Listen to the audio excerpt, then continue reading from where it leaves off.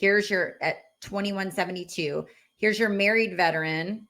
And you can see that adjustment. And then you said, let's say three dependents under the age of 18. And there's the value that pops up for that. So it's pretty cool. Right. So let me stop this screen share real quick. So we talked about rounding. So I know we talked about bilateral factor really briefly. We're going to do a whole nother video on this, but do you have any just quick tidbits or quick tips about bilateral factor and how this can, assess? So some bilateral factor won't make a difference in your overall combined rating, kind of depending on where you fall with the rounding. But sometimes that bilateral factor is what makes the difference between the next higher rating or the lower rating, rounding up or rounding down.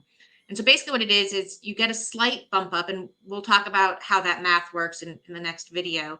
But you get a slight bump up if you have a condition that affects basically both arms or both legs. It can be different parts. It's kind of, when I say arms, it's anything shoulder to hands, and legs, anything hips to toes. So you could have a right knee and a left ankle. That's going to be enough to trigger the bilateral factor, and you get a slight bump up. And so that's just going to slightly change the way that those calculations are done.